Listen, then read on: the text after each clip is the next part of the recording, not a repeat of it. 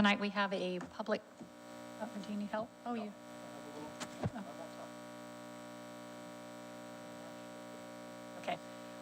Tonight we have a public hearing on the 26-27 approved urban renewal agency budget. Sorry, we're having microphone issues. We will now begin the public hearing process of the agenda. Please state your first and last name and city you reside in for the record. Each person testifying will be allotted 3 minutes for their testimony. Does any counselor need to declare a potential or actual conflict of interest or recuse themselves regarding this public hearing?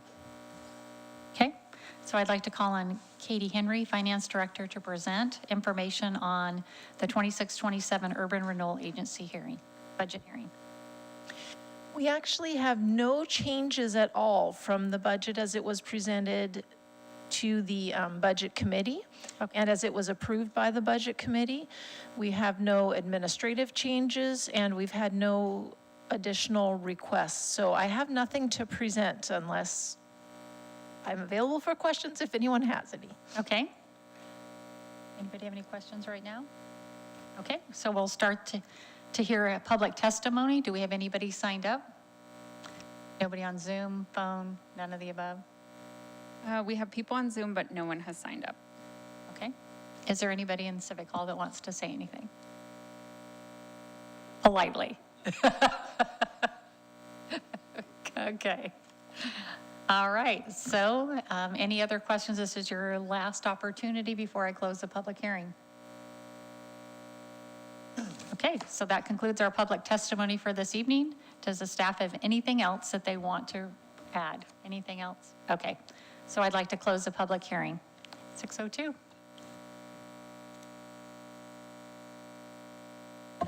Okay, so now we have to consider resolution number 2026-04, a resolution adopting the budget for the fiscal year beginning July 1, 2026, making appropriations and declaring the tax increment.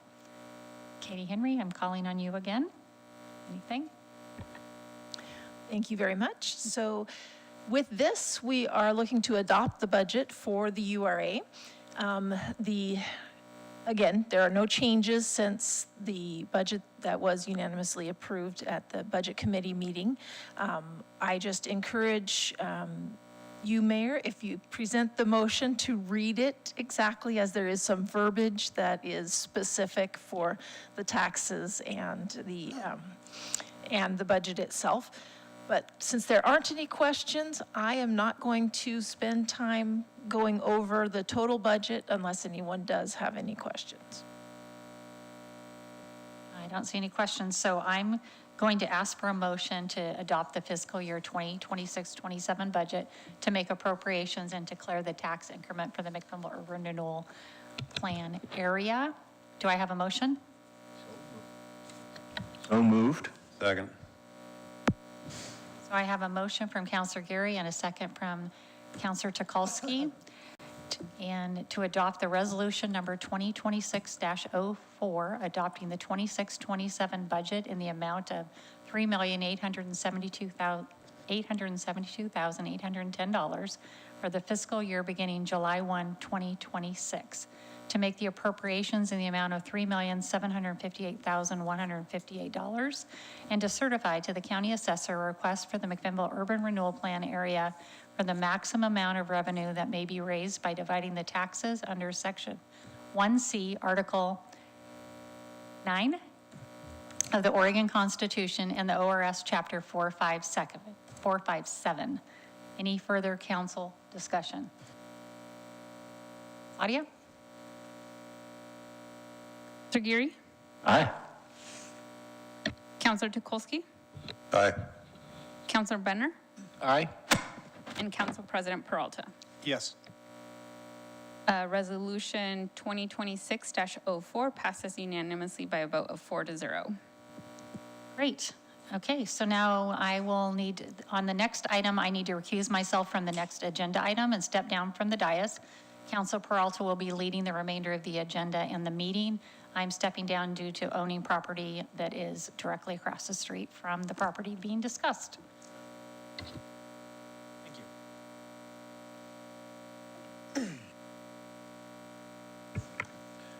I'd like to refer council to pages 7 and 8 of the packet. We'll now consider resolution number 2026-05, a resolution of the McMinnville Urban Renewal Board, authorizing the McMinnville City Manager or a designee to enter into and manage a disposition and development agreement with the Guardian Real Estate Services LLC for the redevelopment of the property at 904 Northeast 10th Avenue and 835 Northeast Alpine Avenue, tax lots number R4421BA03800 and R4421BA03850. I'll now call on City Manager Adam Garvin to present. Thank you, Council President. What you guys have before you tonight via the staff report and the 80-page DDA that was sent out earlier this morning is a culmination of a negotiation effort that we've had with Guardian and their end user housing authority, Yamhill County, for workforce housing on the Northwest Rubber site that was once an industrial site that we purchased as a city back in July of '24, and then sent out requests for proposals. We got back 10 of those and narrowed that down to 3 proposals. In March 21st of '25, we moved forward with negotiations with Palindrome.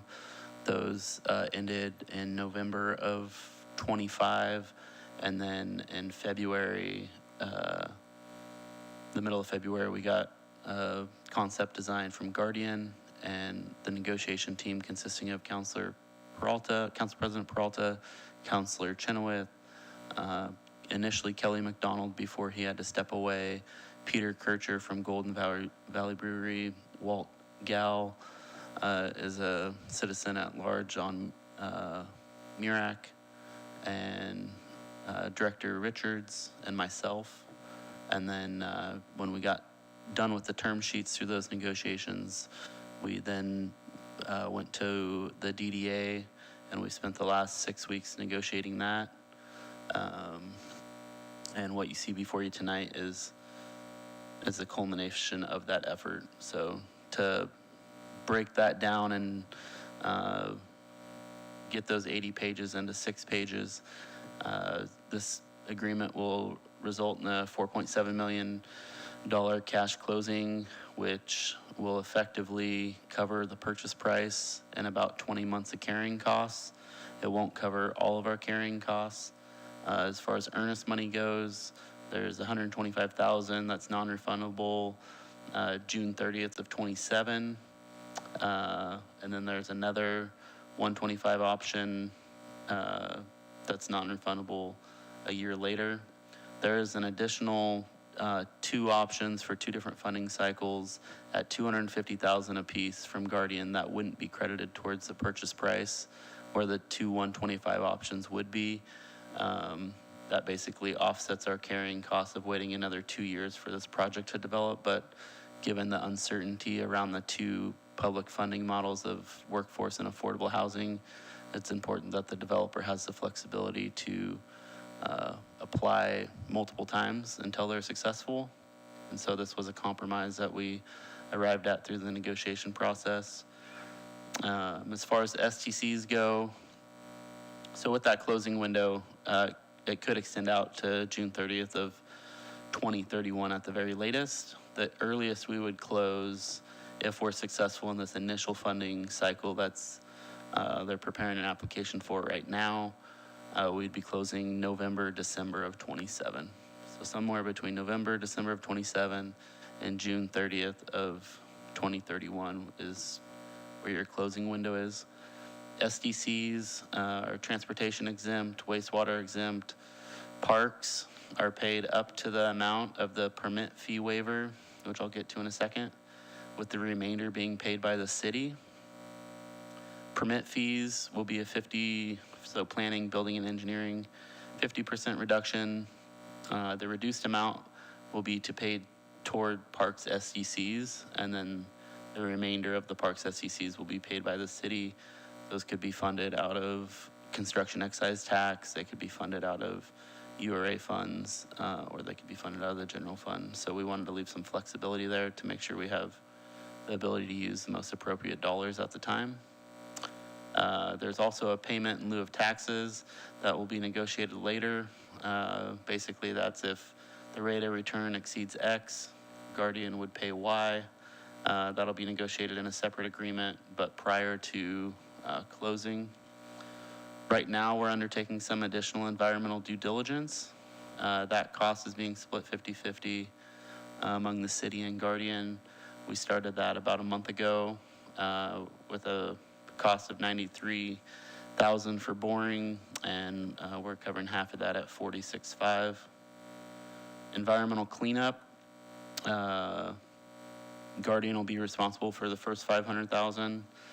Guardian and the city will share the next $250,000 from $500,000 to $750,000, and then the city pays the cost between $750,000 and $1 million.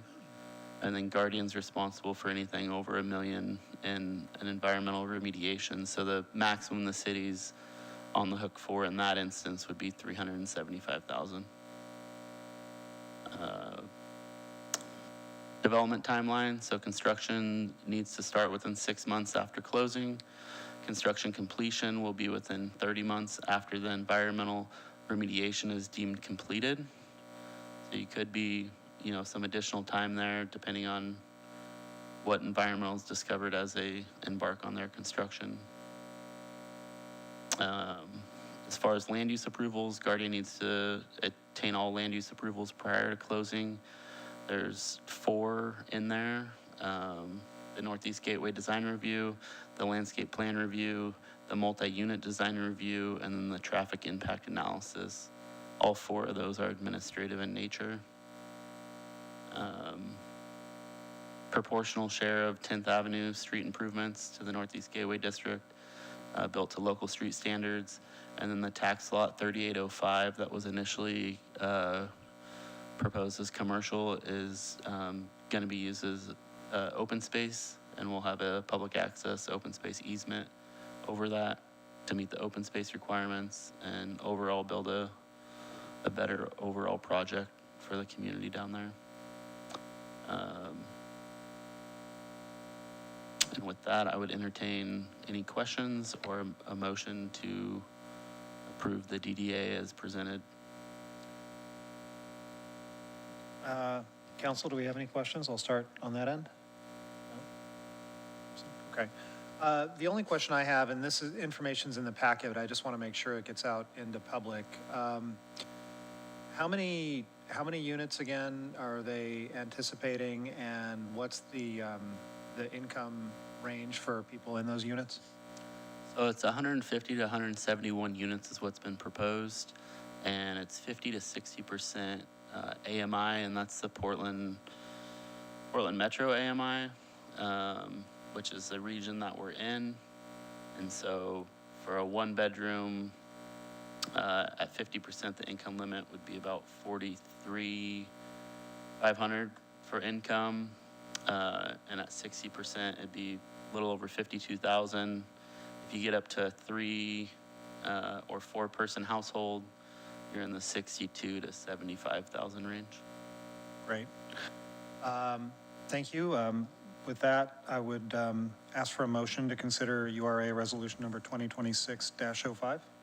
I'll propose a motion to adopt the attached resolution approving and authorizing the city manager to sign the DDA with Guardian Real Estate Services for the redevelopment of the Northwest Rubber Site at 904 Northeast 10th Avenue and 835 Northeast Alpine Avenue. Second. It's been moved by Councilor Tukalski and seconded by Councilor Geary. Council, do we have any discussion on the motion? Seeing none, Claudia, will you please poll the council? Councilor Geary, Aye. Councilor Tukolski, Aye. Councilor Brenner, Aye. and Council President Peralta. Yes. Resolution number 2026-05 passed unanimously by a vote of 4-0.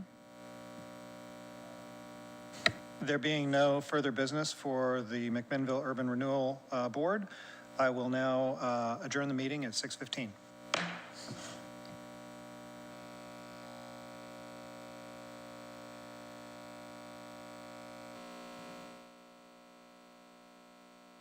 Recording stopped.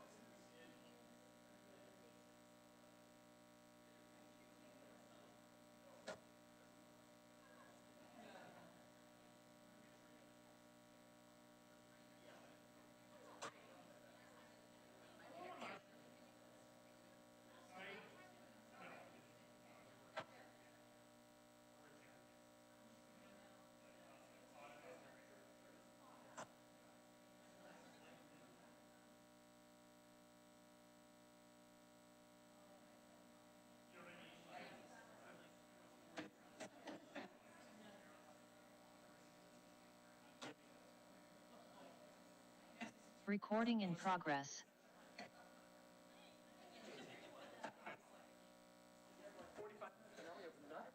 I know.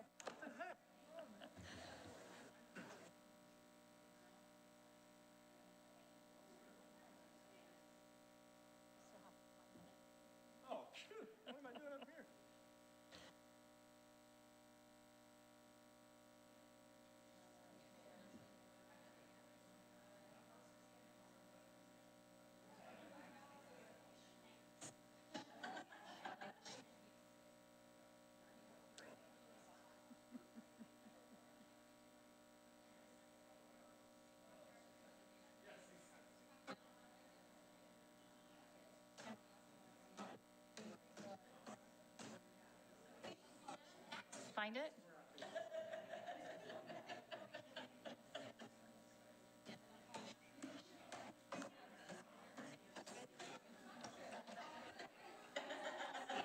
Good evening. It's 7 o'clock and we're going to start our city council meeting. I'd like to have Claudia do roll call. Counselor Geary, Good evening. Counselor Tukolsky, Present. Counselor Bunner, Here. Council President Peralta. Counselors Cunningham and Chenoweth are absent this evening. Mayor Morris. Here. Great. Now if you can stand, please stand with me as we do the pledge.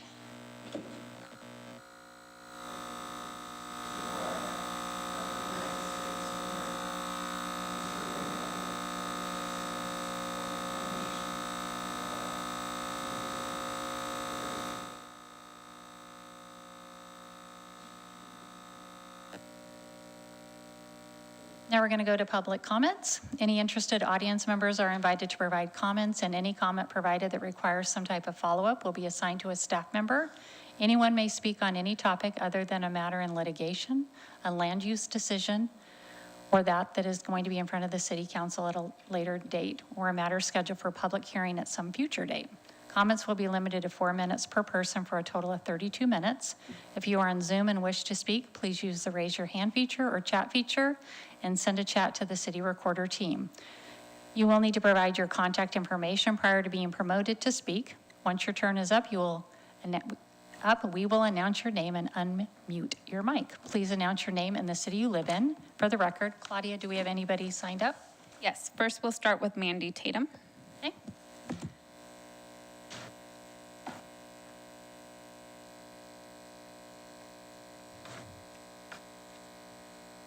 Good evening, council members and Mayor Morris. My name is Mandy Tatum. I'm a McMinnville resident and the president of the Baker Creek North Homeowners Association. This past Saturday, sometime in the 4 o'clock hour, a woman in an apparent mental health crisis was present at the intersection of Baker Creek Road and Shadden at the entrance to our neighborhood. She was dressed in a bathrobe, barefoot, and visibly distressed. Multiple neighbors observed both McMinnville Police and Yamaha County Sheriff's Department on scene at that location for a traffic incident. Whether or not the woman was connected to that incident is unclear, but when law enforcement concluded their response and departed, she was left behind laying on the boulevard. I personally spoke with her at 5:15 p.m. She was clearly not okay. As my neighbor and I headed down Baker Creek, we noticed a Yamaha County Sheriff's vehicle traveling in her direction and assumed assistance was on the way. It was not. Over the course of that afternoon and evening, multiple residents contacted the non-emergency line seeking assistance for her. She was still there at 8:45 p.m. I called myself and the dispatcher's response was, "Is this about the woman?" That single question confirmed that law enforcement had been aware of her situation for hours and they did not appear to have acted. At that point, I contacted a friend who works for the county and asked them to reach out to the crisis response team directly, which they did. She remained on that boulevard unassisted for nearly 4 hours. Our neighborhood has no water fountains, no public restrooms, and no enclosed shelter. That day we had high winds, rain, and temperatures that evening were forecast to fall into the 40s. I'm not here because this happened near my home. This is not a not in my backyard complaint. I'm here because a vulnerable adult needed help and did not receive it. And that matters regardless of where it happens in this city. I'm here on behalf of my community asking whether McMinnville is doing right by its most vulnerable citizens. This is not a criticism of individual officers. This is a systemic concern. A vulnerable person present at an active law enforcement scene, subsequently reported by multiple citizens, was left behind and not meaningfully followed up on for the better part of an evening. McMinnville is not a large city, and that is precisely why we cannot afford to lose track of the most vulnerable people in our community. I'm asking Chief Wood and this council to review what happened on Saturday, examine why this woman was left without assistance when law enforcement departed the scene, and identify what protocols or resources need to change so this does not happen again. Thank you for your time. Thank you.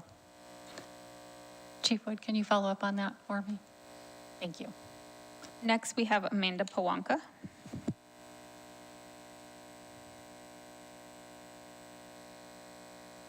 Hey, Amanda. Hello. Thank you for doing your duty.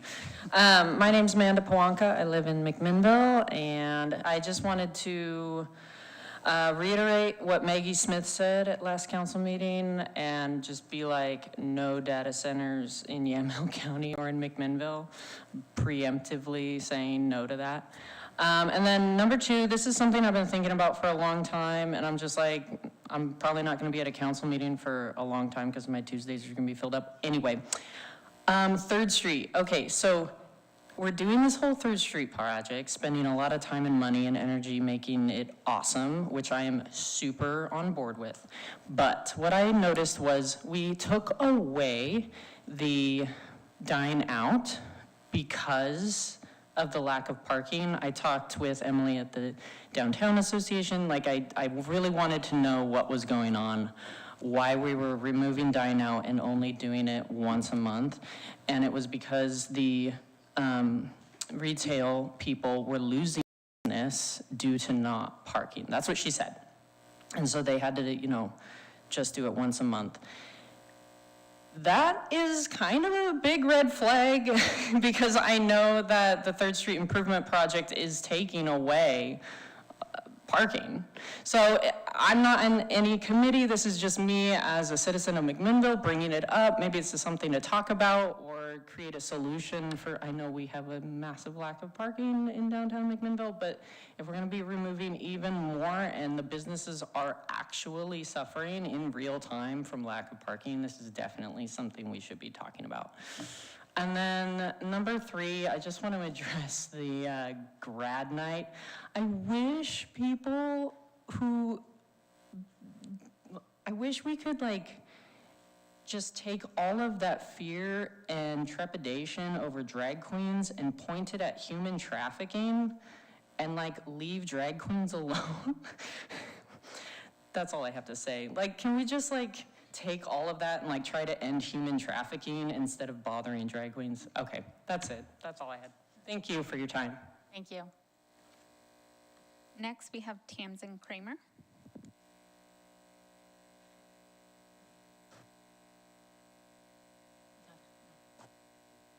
Hi. My name is Tamsin Cranmer. I used to live in McMinnville. I live in Sheridan now, but I wrote this down. It's time. It says, hello, my name is Tamsin, and some of you already know who I am and what I want to talk about. I'm here tonight because I need this council to understand something plainly. When you keep using trespass enforcement and camping tickets against people who are homeless, and when you end programs like safe parking, you're not solving homelessness.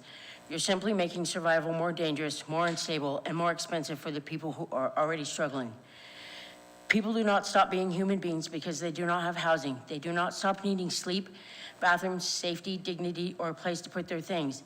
They do not stop being parents, workers, neighbors, or community members just because they are outside. Homeless people are people too, and if the city policy starts with the idea that they are a nuisance to be removed instead of people to be helped, then the city is choosing the wrong direction. I also want to speak directly to the ending of the safe parking program. Now, I know it didn't actually end, and the family that was there has a place to be now, but what about the day that it does decide to end? Where are they supposed to go? They have a baby. And people that are using the safe parking, they usually are families. And it's just difficult for families when they have to be moved constantly over and over and over throughout the night because they don't have a place to be. And so I wanted to ask the obvious question, what are they supposed to do if that happens? Where exactly does that family go when the one safe option is gone? How is that child supposed to get adequate rest if the cops routinely run them around town till they take their van for one reason or another? And that question is not just about one family, it's about every person the city pushes from place to place, then expects them to magically stabilize. You cannot keep pulling the floor out from under people and then blame them for not building their life fast enough. You cannot remove every safe option, then act surprised when people end up back in crisis. If the city wants housing outcomes, then it needs policies that help people survive long enough to reach housing. I want you to think about the long-term damage caused by the trespass enforcement and the camping tickets. In Oregon, landlords can screen for criminal history, and a trespass charge or conviction can become part of that screening process. That means a citation or a charge tied to simply trying to survive can turn into another housing barrier later. So when the city keeps issuing trespass actions to people with nowhere else to go, it may be creating records that follow them into the rental market, making housing even harder. That is the part that feels so deeply unfair. People are being told to get housed while being given fewer places to stay safe, fewer stable options, and more records that can work against them later. And that is before we even talk about the trauma, the disability, mental health, addiction, poverty, and exhaustion that many people are already carrying. Expecting people to climb out of that while the city keeps putting new obstacles in front of them is not a strategy. It's a failure of compassion and planning. I want to be clear about that. I know there are real frustrations in the community. I know people are tired of seeing encampments, trash, and suffering, but pretending people do not exist does not make the problem disappear. It just hides the human beings carrying it. If you want a safer, cleaner, healthier city, then give people someplace safe to go, somewhere with bathrooms, somewhere that lets them begin to recover instead of constantly defending themselves against enforcement. I've not been up here speaking for a while, but that does not mean I stopped caring. I'm settled now, and I'm working on a project on the change station. It's being built around radical acceptance, trauma-informed care, and the belief that progress matters more than perfection. I'm not going to unload the whole plan tonight because I'm still building it. But I want this council to know that I am working on a real solution, one that does not treat people like the problems to be moved away, but as the people who need a place to stabilize, breathe, and move forward. So my message tonight is simple. Stop making survival a crime. Thank you. Thanks. That's everyone we have tonight. Okay. There's nobody online. Okay. Okay, so those were all of our public comments for tonight. So now we're going to move on to our program, which is Summer Fun Presentation by Katie Noyd, Community Center Manager. And it looks like we have Courtney from the library.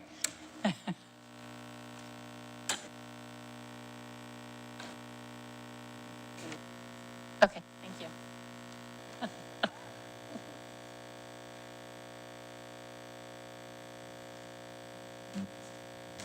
Hello. Thank you, Mayor and Council, for having us here today.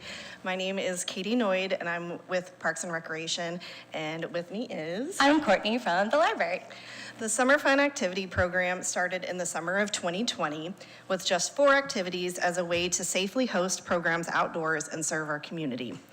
This year's schedule for Summer Fun includes 99 events hosted in our parks, city facilities, and apartment complexes. We prioritize reaching those furthest from opportunity by bringing programs closer to them with the understanding that not all community members have the availability, transportation, or means to use our parks and recreation or library services. This year, for the month of July, the theme for the National Parks and Recreation Month is the power of ...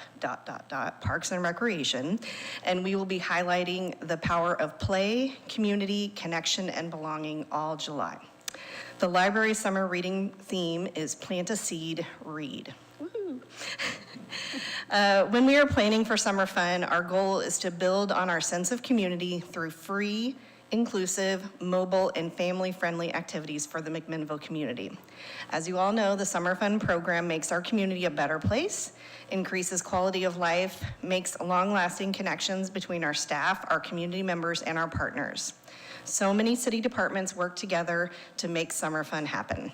We extend our gratitude to all the staff from the Public Library, Parks and Recreation, as well as police, parks maintenance, and communications and engagement. We would like to say thank you to all of you for your support, as well as a big thank you to our partners that help us put on these programs in our communities. And some of our partners include the Library Foundation, the Friends of the Library, the State Library of Oregon, the Friends of the McMinnville Senior Center, the McMinnville School District, the Yamhill Community Care Organization, the Fostering Hope Initiative. I should take a break to breathe, oh my gosh. Nerds of McMinnville, the City of Lafayette, and more than that. Again, this year we will be having our summer concert series on Tuesdays in July in City Park, as well as story times, park play dates, entertaining performances, soccer, dodgeball, the bookmobile will be going out to various locations, teen programs, movies in the park, and much more. The calendars, which you have, are available now at the Aquatic Center, the Community Center, Library, and Senior Center. And of course, all this information is available on the city website under Summer Fun or at bit.ly/MacSummerFun. Thank you. So energetic, thank you. Anybody have any questions for Katie or Courtney while they're here? And if you looked, sorry that the font is kind of weird and things got a little bit skewed on there, but it's fine. You have your calendar, Yeah, and that's me all too. that matters. Thank you for that. Thank you so much. Thank you. All right, next up, we have a presentation. Oops. Is that okay? Okay. All right. We have a presentation from Dan Gibson of Visit McMinnville.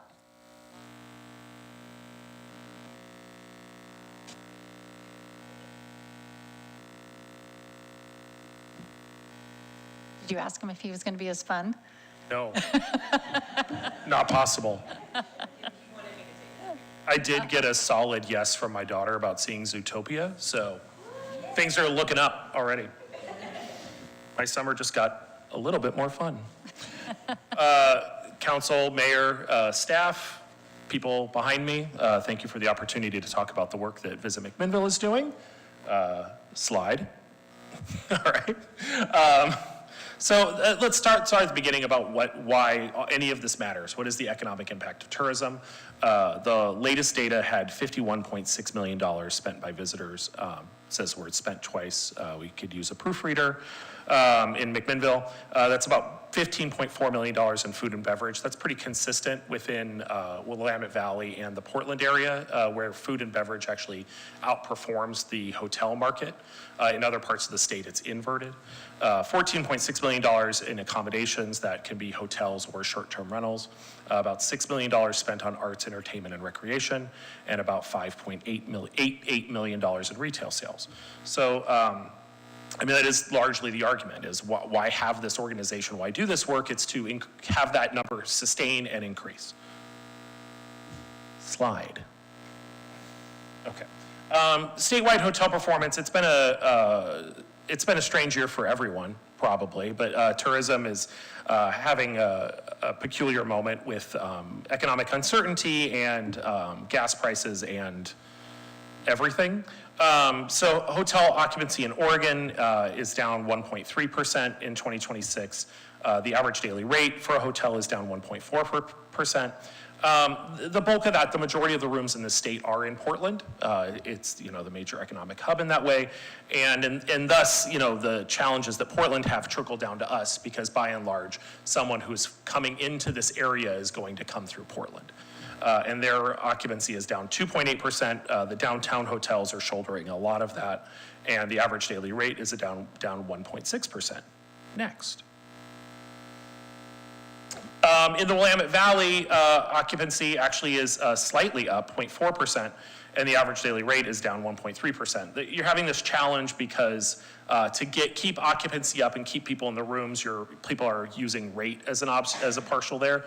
A lot of that, the Willamette Valley numbers would be better if it wasn't for the business travel that happens in places like Wilsonville and in the Tualatin Valley. They're actually having the hardest time of any part in this state because places like Intel and Nike and other organizations are cutting business travel first. So those areas are really getting hit hard. McMinnville, our numbers don't represent all hotel rooms because of the nature of how the surveying is done here. We use a company called STR, which is part of a larger company called CoStar. And they only track, they have an interesting business model. They charge people to submit the information, and then they charge them again to get the information back. So if you've ever thought about running a really great scam, hotel tracking would be the way to go. So that tracks the more chain properties, the Best Westerns, the Comfort Inns, the Red Lions. It does not track Tributary, Atticus, some of those properties as well. For those properties, hotel occupancy is up 3.9%, but the daily rate is down 9.4%. The catch with that is that revenue from short-term rentals across the market is up 10.1%. So we are seeing some balance there of, we're losing money on some of the rate in the hotel space, but we're getting it back somewhat in short-term rentals. Next. So that being said, the budget that we came into at the beginning of the year was $1.28 million, and the TLT income, $1.286 million. We exceeded the budget by $5,284 of income coming in. That is not the triumphant thing that I would like. I would like some more commas there, would be awesome. But in this market, I hate to say it, slightly up is, well, flat is the new up, and slightly up is the spectacular.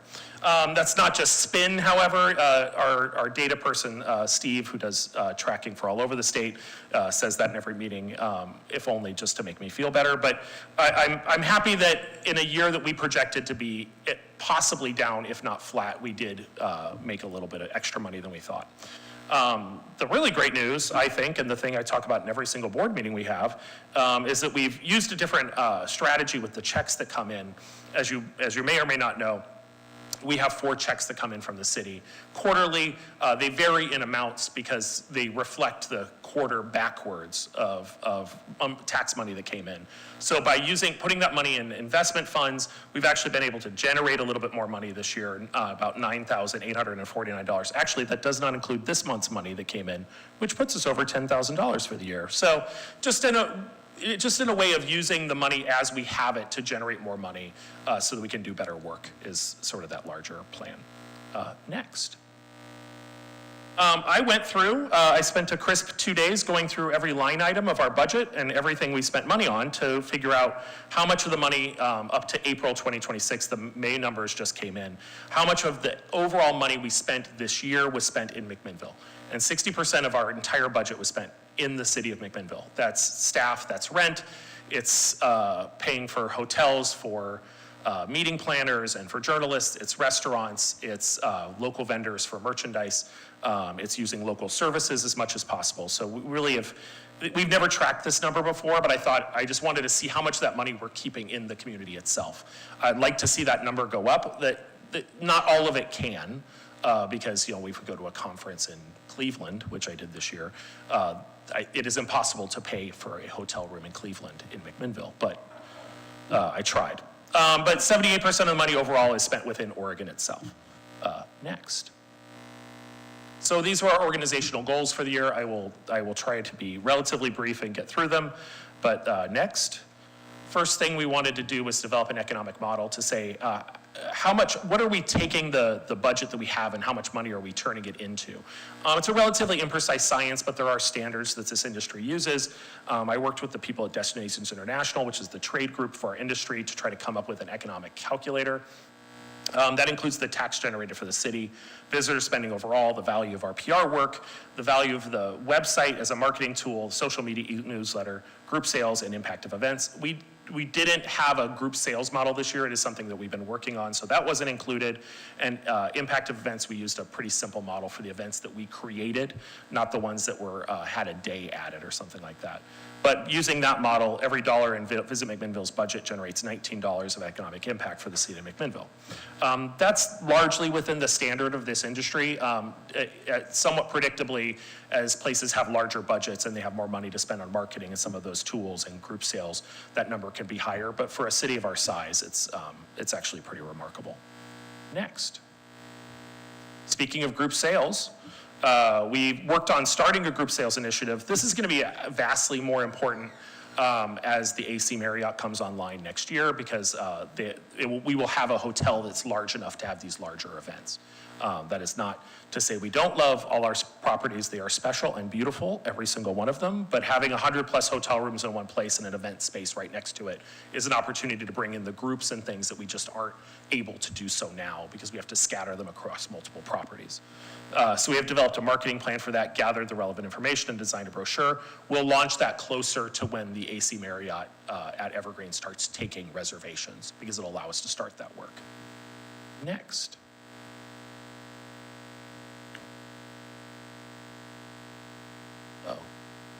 Oh, there we go. Great. Love this. Okay.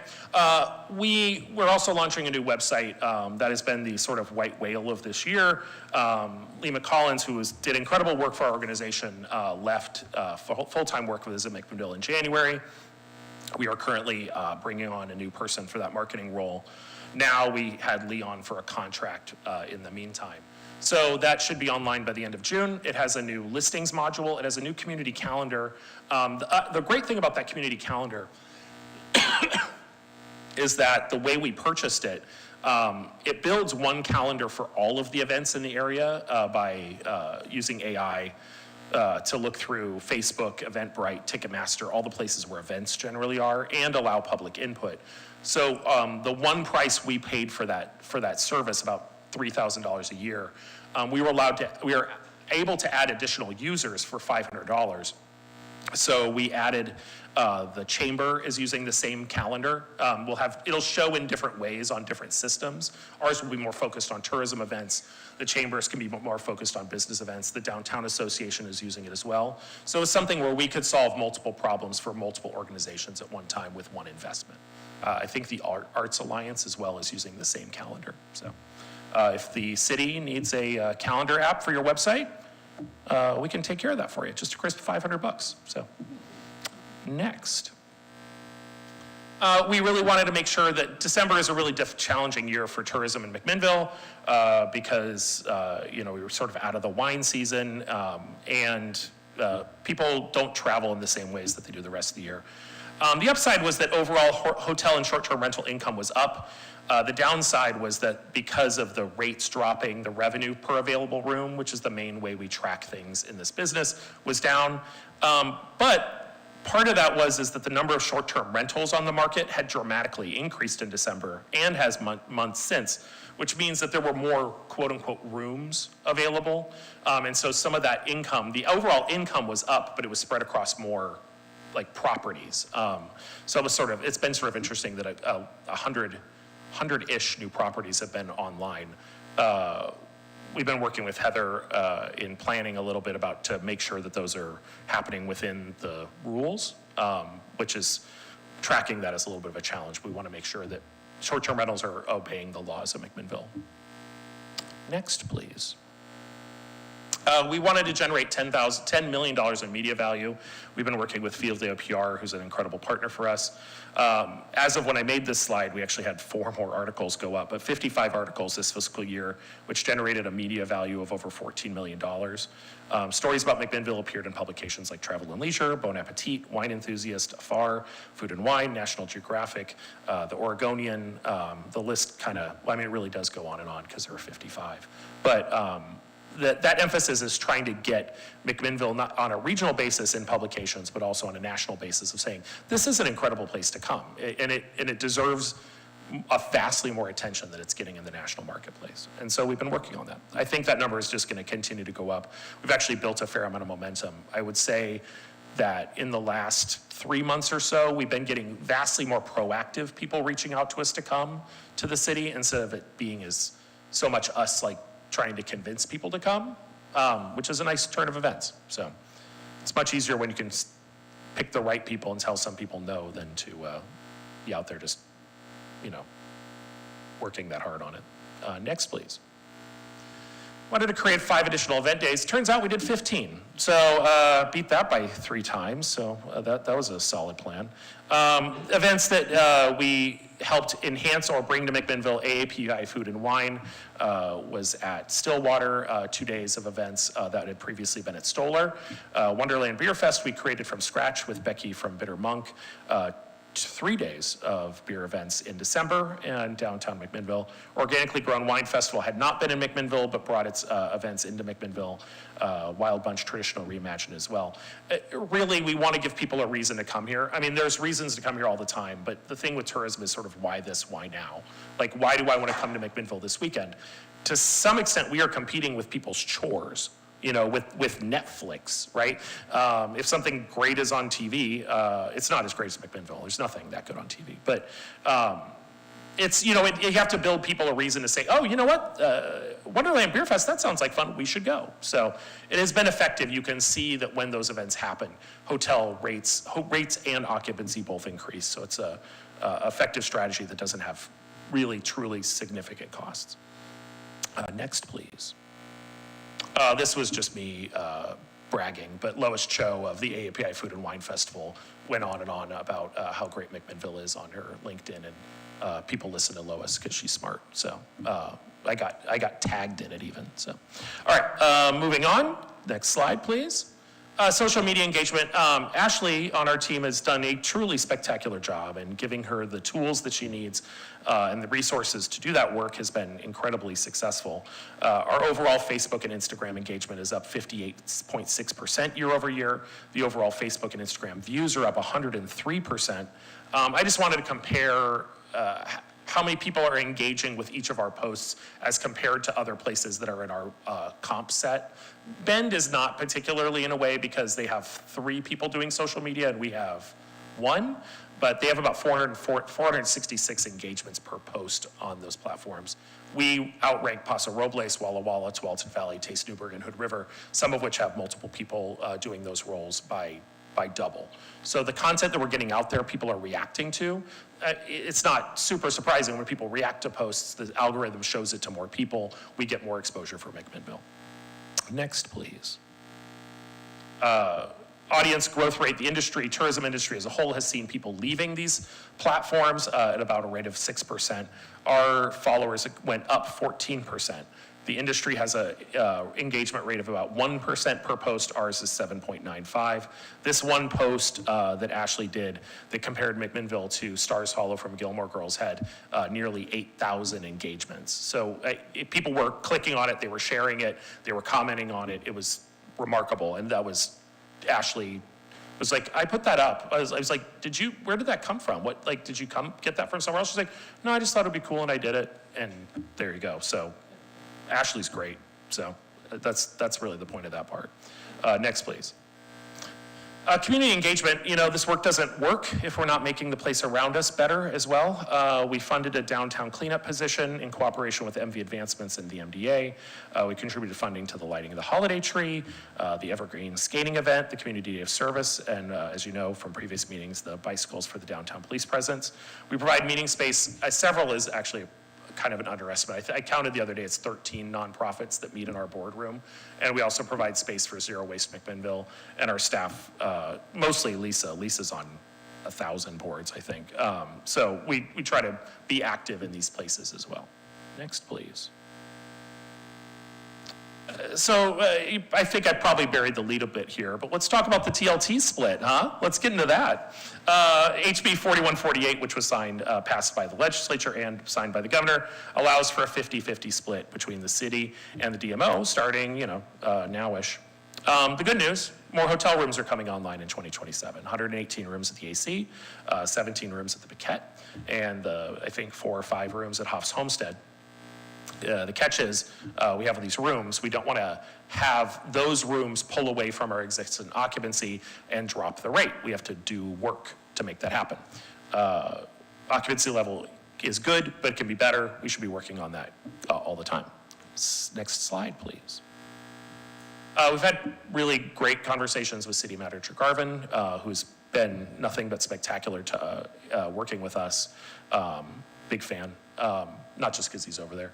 but he's been a really great partner for our organization for a long time, especially now.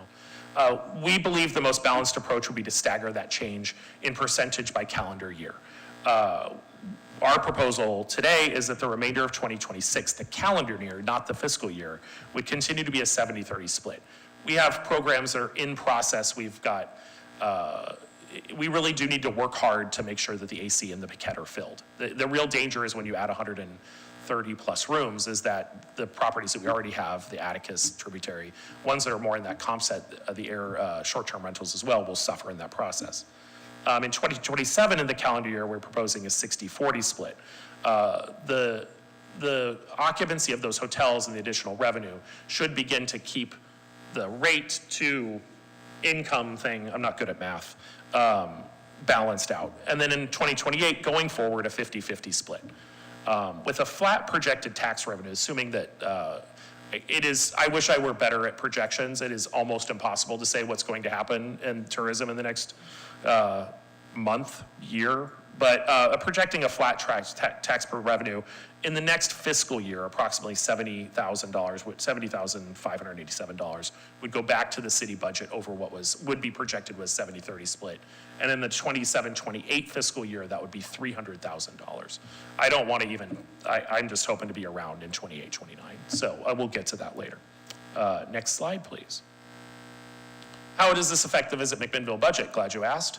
Our committed budget, payroll, rent, insurance, bookkeeping, that largely stays the same, about $660,000.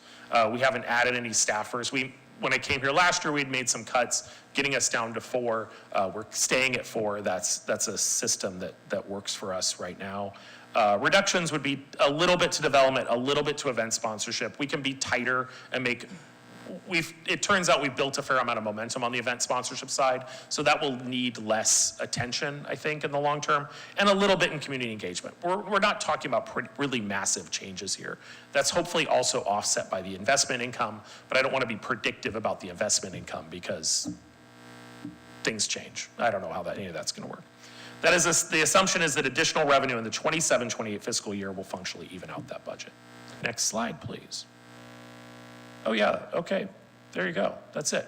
I want to thank you for the time. My email and address and phone number up there.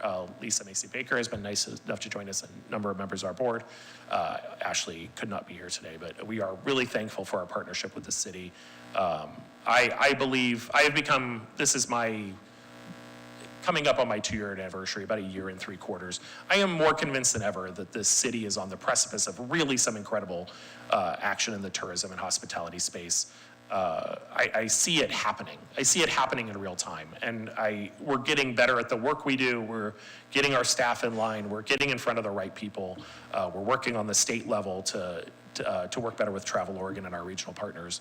I think we're going to see, even against the challenges that the state is having as a whole, we're going to see pretty significant success in the years coming forward. And the opportunities that are coming up with great properties like the Paquette and the AC are really just an opportunity, something that we don't want to miss out on. We want to make sure that we fill those rooms. And yeah, it's a great opportunity. I'm more excited than ever to be in this role. Any questions? Is that not my job to say? Sorry, Mayor Morris. You're doing great. Okay, I just didn't know. You say the questions part, sorry. So just to check for just 1 second. Anybody have any questions for Dan? Councilor Tecalso. Chris isn't here, so I had to do that. Okay. Did you say there was 100 new STRs in the last? That's the number that have been coming up in the records. Total or new? So the number kind of moves up and down because it's the number that are on the market at any given time. We're not really tracking the licenses because there's no method for us to do that. But our partner AirDNA looks at the ones that are on the market at any given time. Somebody could be in that room they could rent out their house for 3 months or something, or put it up or down. So it's tracking the number of days that are up, but there had been additional 100 listings up in December. And where may I ask, are they listed? That's either Airbnb or Vrbo. There are some smaller partners as well, but it's mostly Airbnb and Vrbo. There is a challenge there about licensure that is, could be my job. I don't think it is, but I want to stay on top of it. The upside is that of all the things that Airbnb and Vrbo are, they are really good at collecting that money. So they do not have the mechanism. It's not the same as the hotel property is actually a little bit harder because they self-report and do all that work. Airbnb or Vrbo, it just comes right off the top right away and goes directly into the city, so. Yeah, thank you for the clarification. Of course. Planning Commission came up with some clear guidelines and some permitting processes so that the homes within McMinnville would be for residents of McMinnville. So Yeah. that's a bit concerning, so. Oh, for sure, absolutely. When I brought that up with Heather, and she was like, we need to look into that more. So, yeah, it's in the process. The last thing you want, I think there are a variety of opinions about short-term rentals. There certainly are. They are really great for a type of group that's coming in with, with families, with multiple groups of people, that things hotels just don't service well. I will say the thing you absolutely do not want, there was a time period in Sedona, Arizona, where you could look at a map and the ones, it was short-term rental, short-term rental, short-term rental house, short-term rental, short-term rental, short-term rental house. That destroys a community, right? Like you need people to live here, to be in the jobs, to do the things.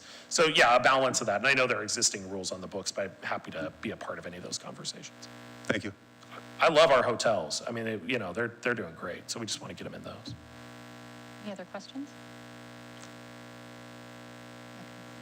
Just to comment, thank you, Councilor Tukolsky, for calling that out. I agree with you that that's a problem.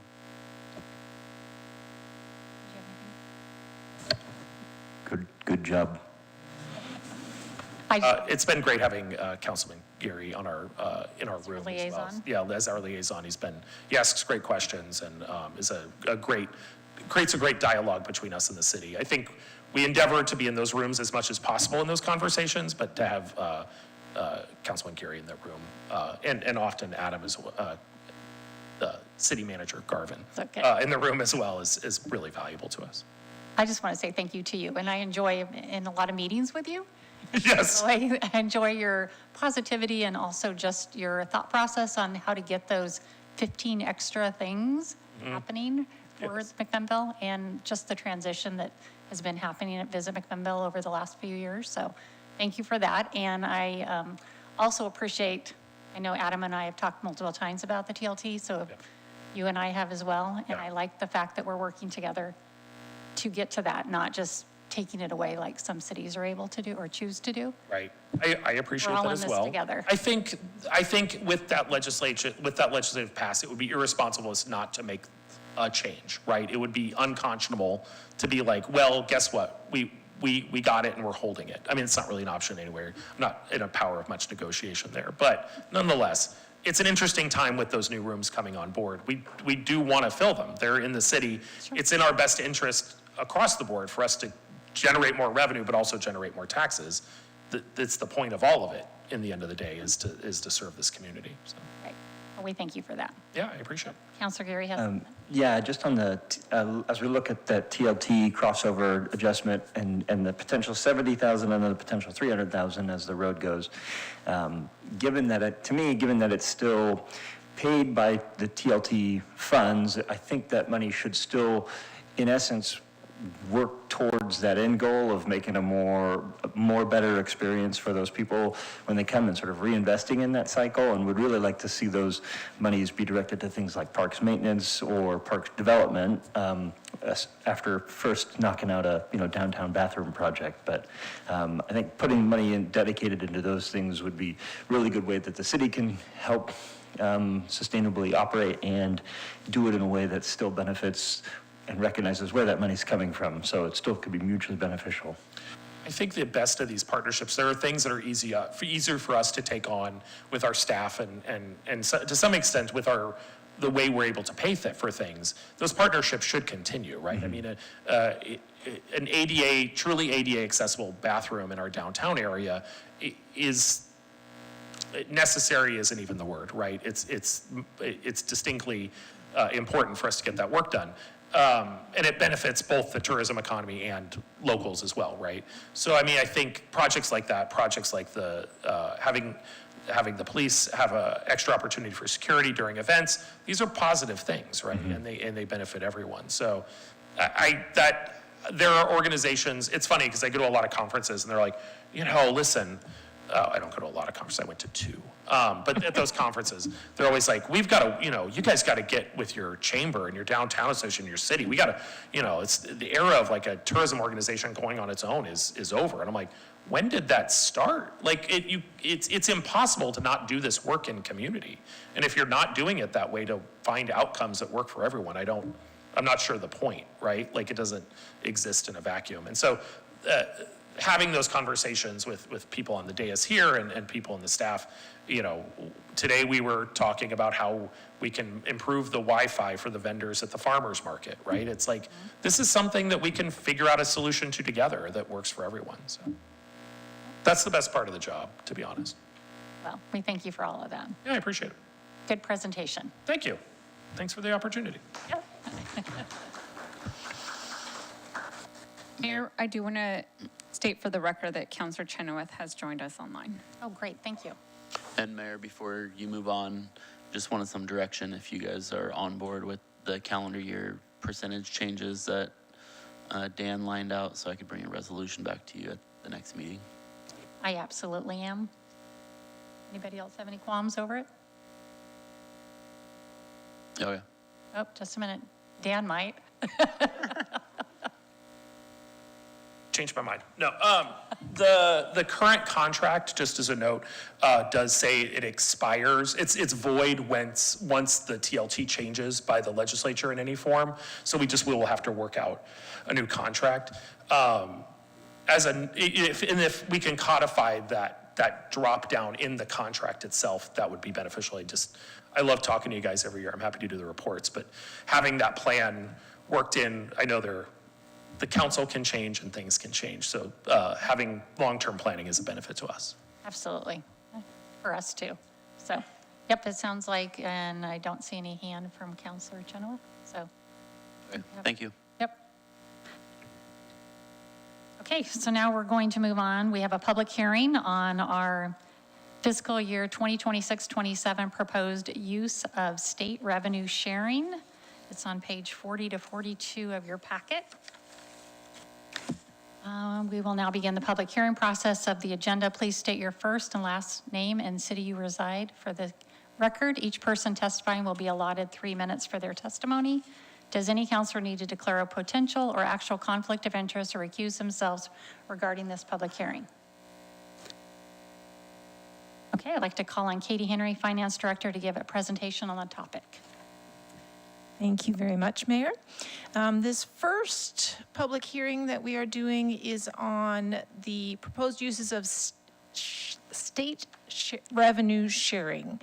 So one question I was asked just a little bit earlier was, which revenues are included in the state revenue sharing?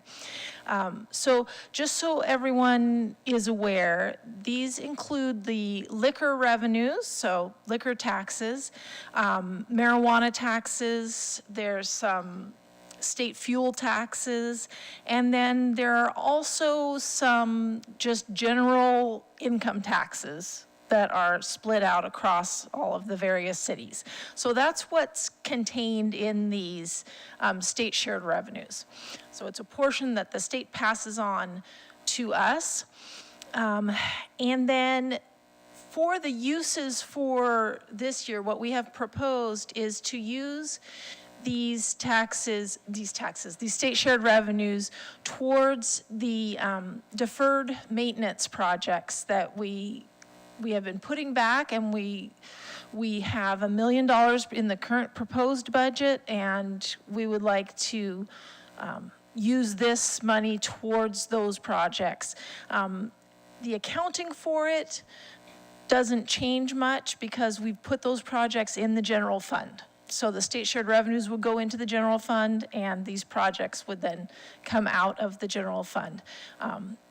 But we would prefer to just dedicate those to that this year as opposed to having it shared across all the different departments.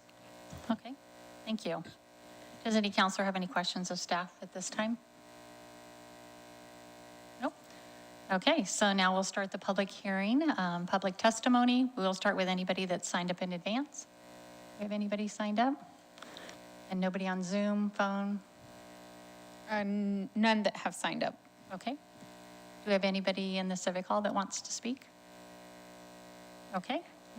If that's the case, then I'm going to conclude our public testimony for the evening, give staff one more opportunity and counselors one more opportunity to say anything if they choose. So you will have a resolution in a little later in this meeting where we have to certify that we provide all different kinds of services, and that allows us to then get these revenues. Saying that for those who haven't been here before to do this piece, it's just some hoops we have to jump through. Okay, so Katie, I I will, don't think that resolution's in this packet. You're talking. On the 23rd, I apologize. okay, thank you. I'm like looking, going, I can't see it. Thank you. Thank you.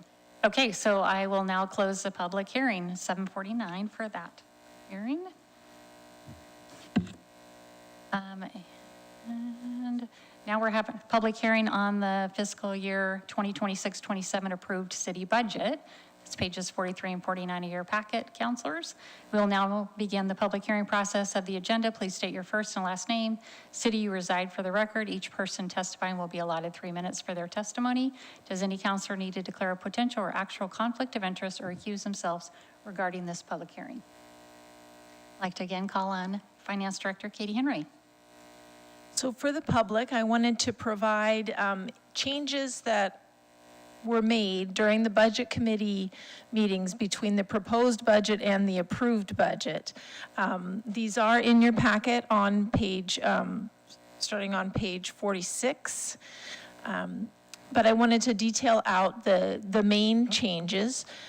The first is a change that nets out to $18,000 decrease on police. The main piece of this was that we decreased down the amount for the reserve, that's the word I'm looking for. That's okay. For the reserve officer. And there's a partial year vacancy savings in there to account to offset the increase in the cost for the YCOM contract. Then in Parks and Recreation, we have an increase of $148,000. This is to allow us to keep the aquatic center open. And so it will stay with the current times, not be closing on Wednesdays, and will allow us to have the staffing that's required by the new regulations for the lifeguards. And then the library has an additional $78,000, which will allow us to expand the hours and open on Sundays.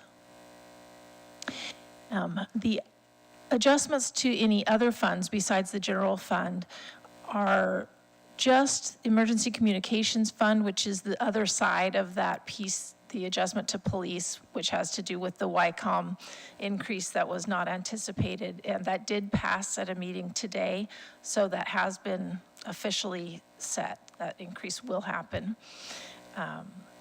And those are all the changes that have happened since the proposed budget. So the proposed budget that is online and available to everyone is still there, can be looked at, and those are the only additional changes that we have in there at this time. Any counselors have any questions for staff at this time? Okay, is there anybody that is signed up for public testimony? Yes, we'll first start with Elena Medrick. Okay. Hi. All right, good evening. Elena Mudrak, McMinnville resident. We need a budget that meets current needs and plans for the future. Our general fund should be a tool that supports social services. However, access to the general fund has whittled away.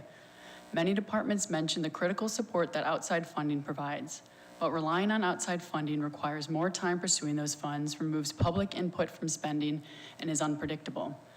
As Chief Wood said, if you don't control the money, you don't control the department.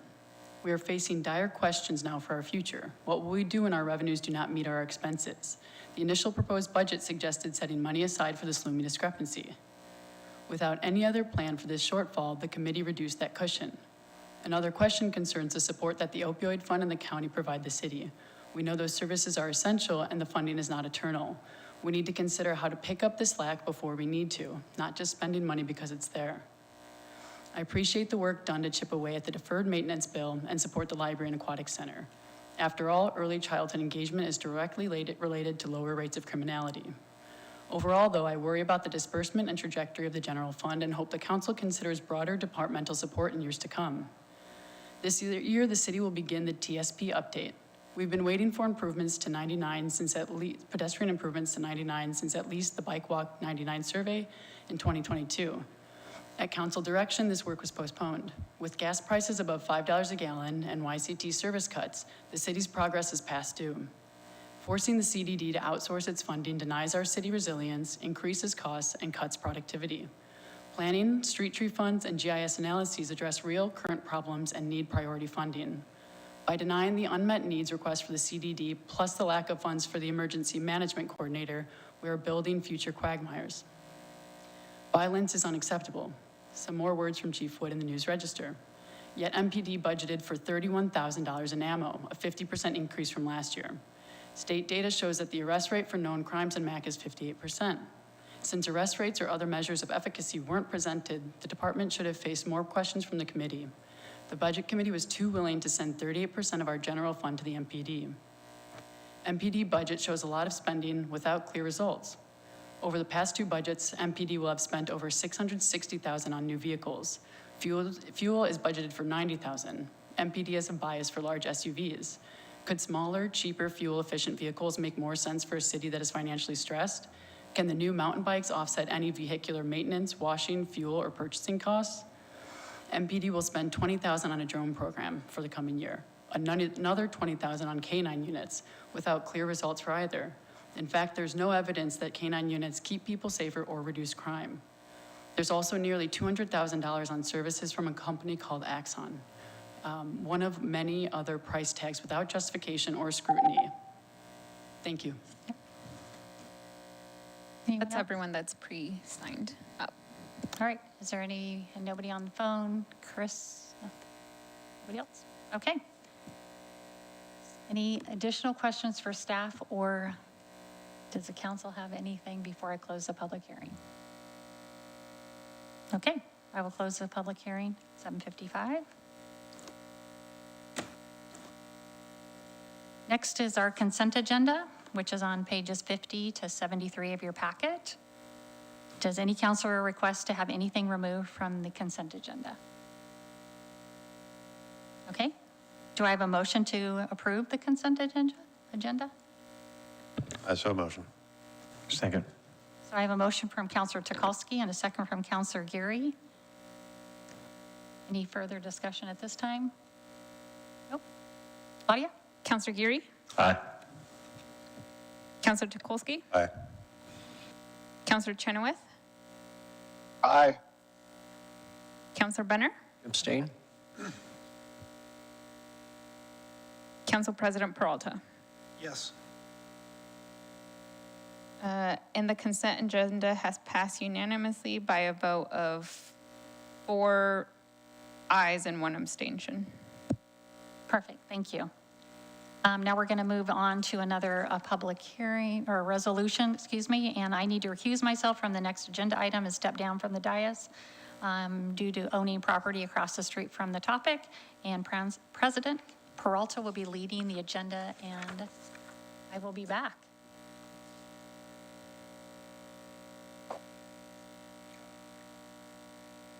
The mayor a moment to leave the dais.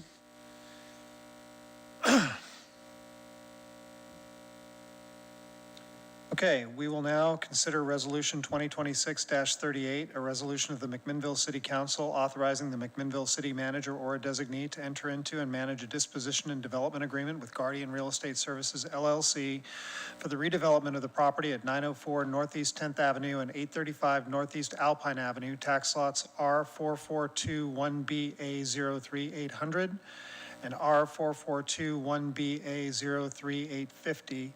I'll refer councilors to pages 74 and 75 in the packet and call on City Manager Adam Garvin to present. Thank you, Council President. Knowing that Councilor Chenoweth was not online for the URA, I'm going to go back through some of the brief term sheet just so he is updated and can ask any questions. So what's in front of you this evening via the staff report and the 80-page DDA with exhibits that was sent out this morning was finalized late yesterday from a DDA perspective, and the staff report was finalized this morning. What's before you is a disposition and development agreement with Guardian Real Estate Services.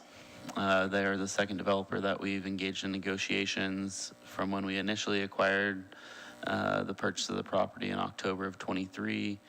After purchasing the site in July of 24, the city issued a request for proposals. 8 proposals were received and scored in March of 25, and the Urban Renewal Board entered into an MOU with Palindrome. That negotiation lasted until November of 25 when it was terminated. And then we entered into negotiations with Guardian after the first of the year and around their concept design of an affordable housing and workforce development project that'll bring approximately 150 to 171 affordable housing units at 50 to 60%.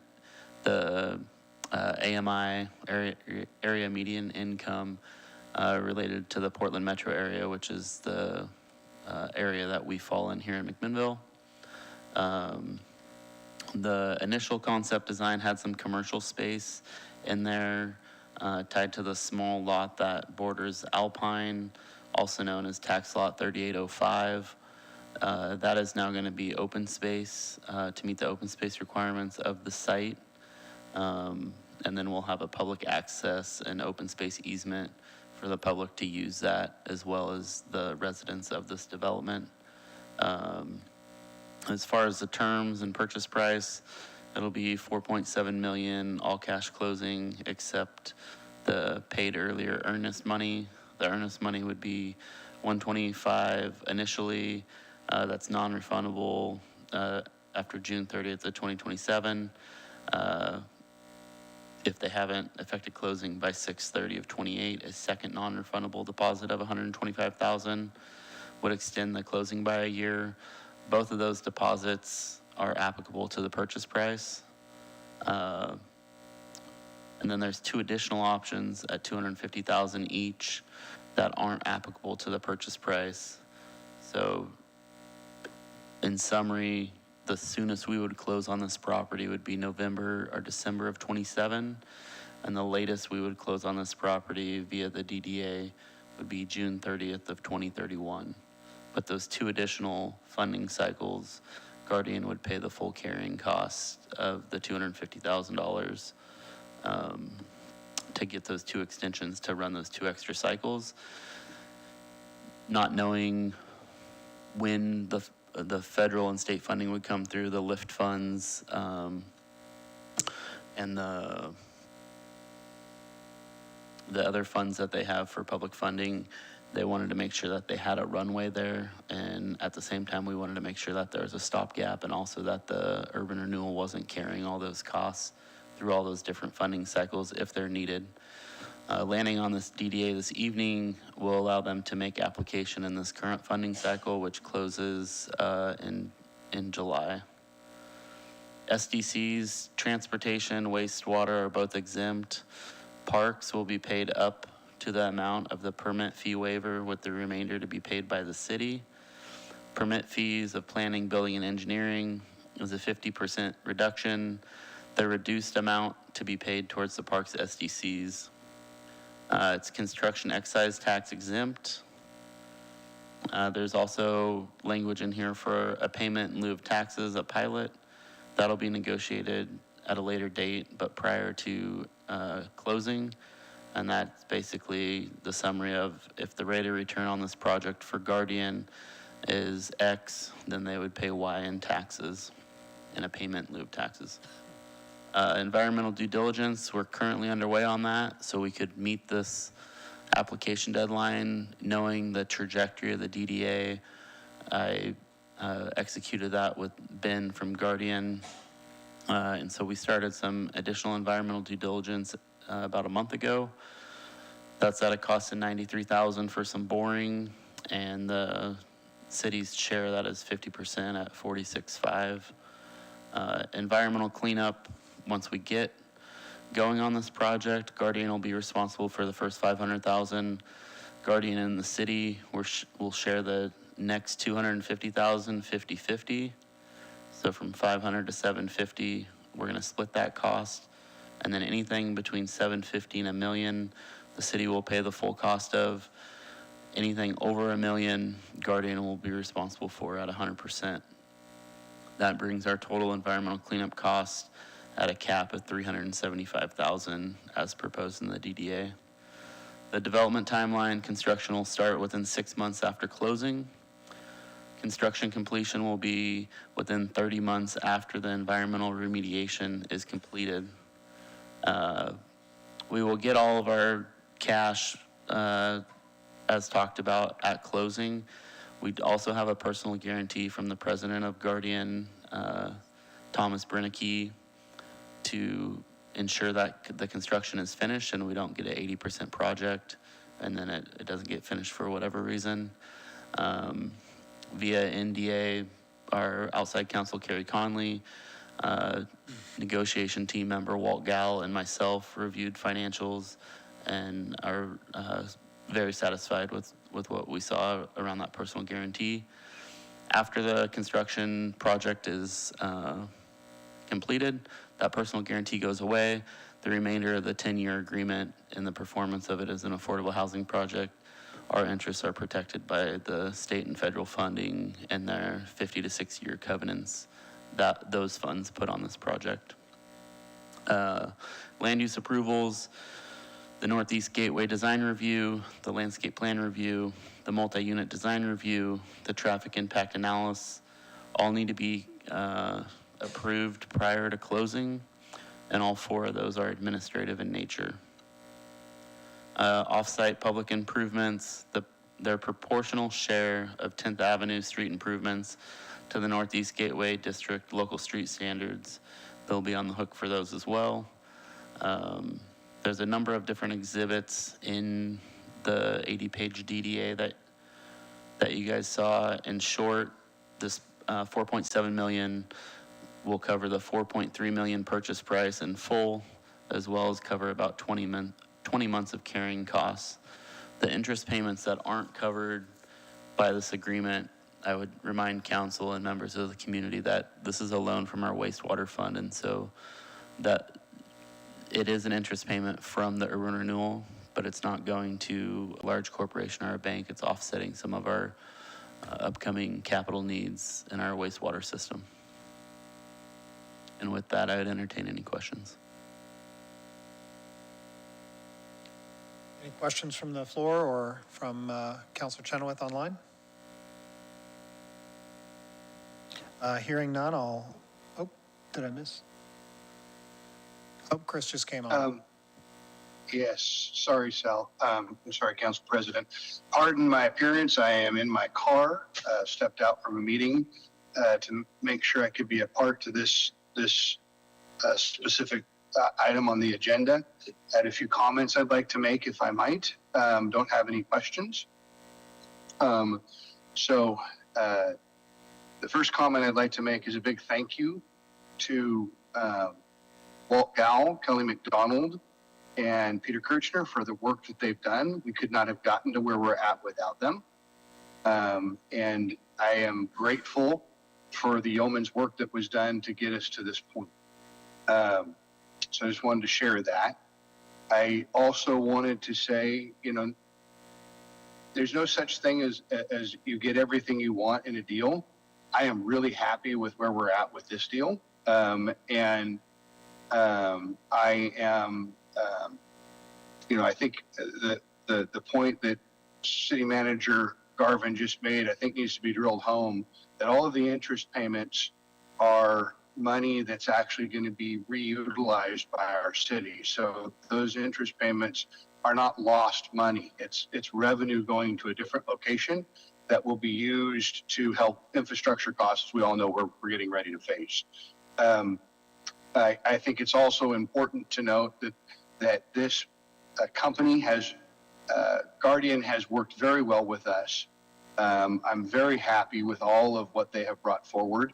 They have understood and heard the concerns voiced and raised, and have reacted in ways that a good partner would react. So I wanted to share that as well. I have,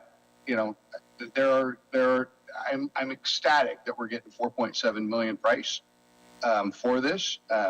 One of the things I wanted to see was let's get our money back. So well done. There are things I could pick it apart on, because there always are things you can pick things apart. But on the whole, this is a great offer that's been made and a DDA that's been hammered out, and I'm glad to see us move forward. Thank you. Okay, appreciate that. Any other comments or questions from the dais? Okay, with that, I will ask for a motion to consider Resolution 2026-38. So moved. So, second. Okay, it's been moved by Councilor Geary and seconded by Councilor Chenoweth. I will open it for any council discussion. Further discussion, seeing none. Claudia, will you poll the council? Counselor Geary? Aye. Counselor Tukolsky? Aye. Counselor Chenoweth? Aye. Counselor Benner? Aye. Council President Peralta? Yes. Resolution number 2026-38 passes unanimously by a vote of 5-0.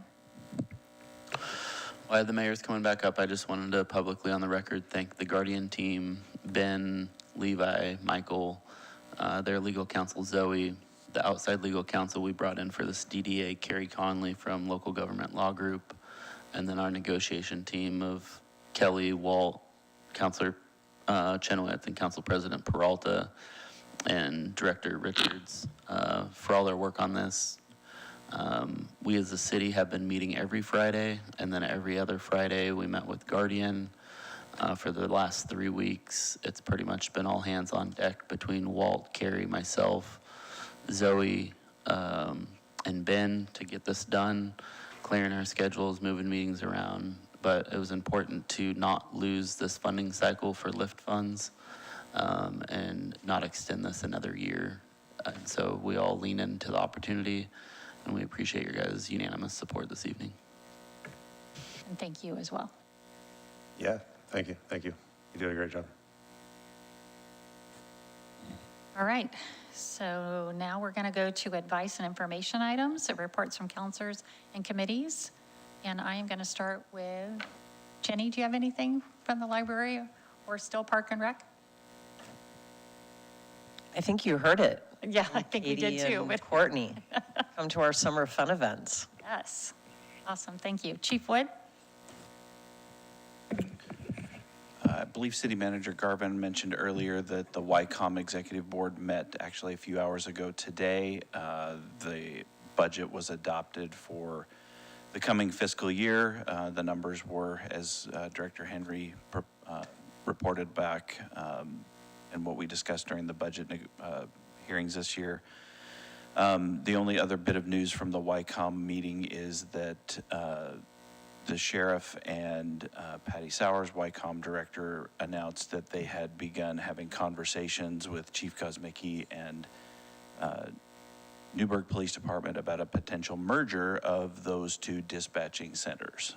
So those talks are just beginning, and there's no, real direction on where that's headed yet, but those conversations have started. And that was the only committee meeting I've had since the last council session. Councilor Peralta has a question for you. Yes, sir. Yeah, thanks, Chief. I know that we had testimony about this during the budget committee process from you about the YCOM cost increase. Was there any more discussion about the reason for the significant amount of the increase? And can you share some of that with the community? So the increase dealt with a lot of, primarily with the add back of positions that had been lost by YCOM over the last couple of budget cycles. This budget included the addition of 2 dispatch positions that had been previously reduced from their staffing, as well as 1 dispatch supervisor position. Thank you. City Recorder Claudia Cisneros. Yes, I want to ask the council, as summer is getting ready to start soon, if you guys can let Adam and I know if you're going to be on vacation, and especially if you're not planning on attending a council meeting, that way we can ensure we have a quorum. That would be great. And then secondly, city offices will be closed on June 19th in observance of Juneteenth. And it looks like Counselor Chenoweth is not on any longer. Okay, so I'm not going to ask him for a report. Okay, all right, so I'm going to go to Counselor Benner. Landscape has not met. I think we did another meeting with Long Range Facility at the high school where we toured buildings. Okay. Counselor Peralta. Thank you, Mayor. Council of Governments did not meet. MCM 11 did meet. They reviewed the budget. I want to congratulate MCM 11 on bringing in additional revenue this year. I think it was about $12,000, which for a small organization is pretty good. They made pretty significant cuts as well, and they're operating under significant financial pressure just because of the gradual reduction in people using cable, which is the main source of their funding.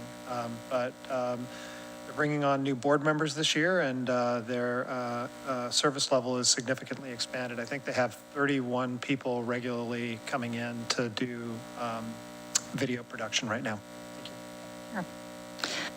So I attended a ribbon cutting for Empower for the completion of their new building, which includes office space, HR, and a little production area buffer for their employees in a break room. They have over 500 employees and are going to be building a warehouse, which will take them to over 700 employees. I had coffee with Nick Olheiser of Ecology. He just was updating me on their customer service software and how they've been working to improve their customer service and wait time. I was joined by City Manager Garvin and Councilor Tukalski at the airport to watch the U.S. Army Golden Knights parachute team.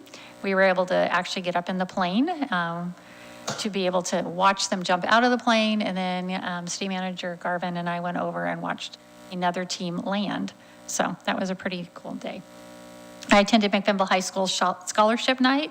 I was grateful that a nonprofit that my family has established under my granddaughter's memory was able to award 4 scholarships, each for $1,000, to 4 students pursuing careers in education, mental health, and special education. Saturday night, I attended the first fundraising event for the Yamhill County Sheriff's Foundation. It serves to fill a funding gap for things like supporting of the canines. They actually had Deputy Baker there with a canine, and also Deputy Walker with a new canine, which they were great dogs and hilarious, and they did a little demonstration. The department also has a comfort canine program now with a Labradoodle named Watson. The program also supports spouses. So as we know, law enforcement officers have to do a lot of things that people shouldn't have to see or do, and they take care of those, and they also have to go home to their families. So the program helps spouses understand how to deal with law enforcement officers that have a lot of things on their shoulders. Yesterday, I had my monthly meeting with Commissioner Johnston. And lastly, I applied, last couple months, I applied during that whole, it took a little bit, to fill the city representative spot on LPSC, which is the Local Public Safety Coordinating Council. And I was approved, so I will now be serving on that committee and should be able to report probably in July. Councilor Gary. MURAC, in lieu of a normal in the board room meeting, had a tour of the Piquette Hotel that's under construction, where they've, the owner and the contractor reported many successes, specifically in working with the city and the city building department, and they are, as such, ahead of schedule. We did that because MURAC granted Piquette Hotel some money for the development along Alpine Avenue, and having no other agenda, we're able to be taken through that. So it was a very nice way to see in progress the MURAC Urban Renewal Funds at work. Parks stuff, I'm helping out, coaching our team, and I won't give you guys an update on the scores and the performances every weekend, but I did want to say our team that I'm coaching, that my son's on, we were able to be there for the opening day ceremonies, the 9:30 a.m. game, and the fields were looking amazing, and everybody was ready, and it was a beautiful, beautiful morning. And the American Legion riders rode their motorcycles down and had the flag. And actually, they said our flagpole string had broke this morning, so Zach's going to be out there holding the American flag. And I looked around, and I didn't realize I was going to be part of the show. The other kid's name was Zach, so I didn't have to hold the flag, thankfully. The MHS Twilighters were there and sang the national anthem, and the first pitch was fired in there by longtime multi-sport youth coach, and not multi-sport one a time all year long. He coaches 2 baseball teams, 2 basketball teams at a time, and a soccer team, and he's done that for a long time, Rudy Banha. And as Steve Ganser said in his announcements, the volunteers and the coaches are the backbone of our sports programs, and Rudy was really exemplifies it by taking on a huge load and helping out, and he threw out the first pitch. But what didn't get any fanfare, and I'd like to bring occasion tonight to say Steve Ganser will be retiring soon, and he has served, even Adam and I, when we played McMinnville youth sports, it was Steve Ganser doing the announcements on opening day. So that was his last one. Cheers to Steve Ganser. Thank you very much for all you've done for the city, and that's my report. Thank you. Councilor Tukalski. Yeah, my report, the airport commission has not met since our last meeting. I did go up in the airplane with you. That was exciting. Just for clarity, people online were asking how much it costs the taxpayers of the city of McMinnville. That would be exactly 0. So we're not paid much up here. I did get a sandwich for free tonight. That was nice. The other thing is that the DEI Advisory Committee does have their Juneteenth celebration coming up. That will be held on 6/19, which is not this Friday, but next. And it's held at the east end of 3rd Street, down by the old Tommy's bike shop there. And at 5 p.m., there's children's activities. The bookmobile will be there. At 6 p.m., there will be a program beginning with speakers and other things that I'm not quite sure about. I'll know a little bit more after I attend the meeting this Thursday. And at 6:30 p.m., there will be music by Rainy Views. There is no cost for admission, and I'd encourage people to attend. Thank you. City Manager Adam Garvin.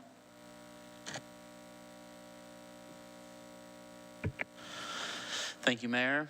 Had a pretty busy last couple weeks with DDA meetings with Guardian. Outside of that, I had a monthly meeting with John Dietz from Water and Light. We talked about everything from the Miller Street property to Fuel Farm to other property around Joe Dancer and the Public Works site, to some used vehicles that we're acquiring from them through next year's budget, which we've done historically. Gives us an ability to update our fleet without breaking the bank. So appreciate the partnership there, and I'll have a property meeting with them Thursday morning to continue the discussions around the Miller property and the Public Works site. Attended a LOC Oregon Public Contracting webinar as well. The city managers of Yamhill County and administrators welcomed Courtney, the newest administrator previous to me, to Dundee. So we all go out to lunch and chat about challenges and wins, and budgets was a topic of discussion this last meeting. And so the next lunch we have will be here in town, welcoming me to the group.